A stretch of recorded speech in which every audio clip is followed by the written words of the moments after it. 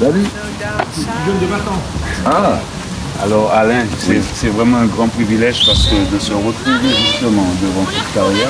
Attendez, En j'arrive. plus, elle était vierge au départ. à peine ici, il y avait même rien du tout. Il y avait un monticule de terre. Si vous voulez, vous pouvez dormir dans la grotte.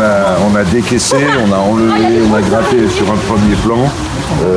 Et puis après, on a recreusé. J'espérais que ça irait plus profond, mais là, la pierre est pourrie, donc on ne pouvait pas aller plus profond.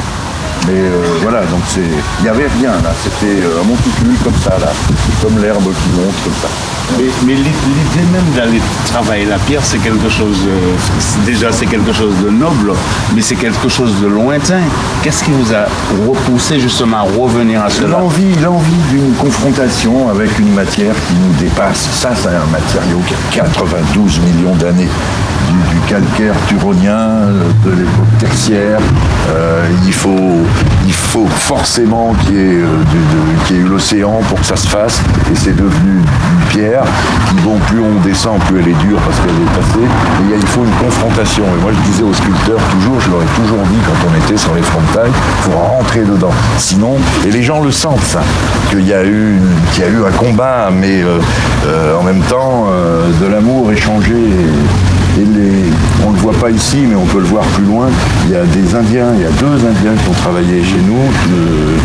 Il y a Tutu Patnaik qui a travaillé là-bas et Gadada Roja qui a fait le Namasté là, mais un autre sur le frontail dans la grotte. Et eux, ils sont fils, petits-fils, arrière-petits-fils de sculpteurs et ils vous disent, la pierre, ici je peux pas faire une fleur, là elle me dit, il faut que je fasse une femme. Et la pierre parle, et bon, moi j'ai pas appris le langage de la pierre, mais on sent des choses quand même, et il y a un respect. Et quand on est sculpteur, on voit cela, on a envie de le faire, de venir. Comment faire pour un artiste puisse venir peut-être travailler ici? Y a-t-il une possibilité?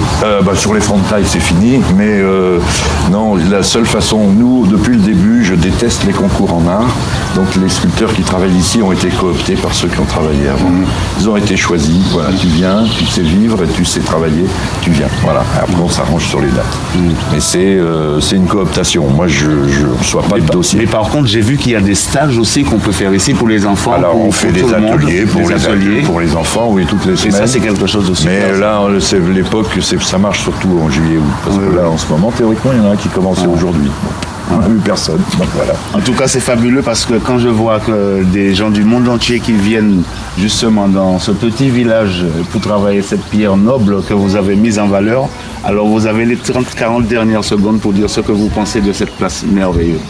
Eh ben, je pense que comme je disais au tout début que je voulais un chantier que d'autres continuent, on fait la galaxie des pierres levées qui est la suite des Lapidiales, qui est un champ de 365 mégalithes dédié aux cultures du monde et qui initie des itinéraires imaginaires. Et qui dit itinéraire dit qu'on pourra toujours mettre une pierre après une pierre et que si le chantier doit être perpétuel et qu'il doit continuer, il continuera. Voilà. Alain, c'est un travail magnifique, merci. Merci à toi. Merci. To crash and burn down to the ground. There's no upset.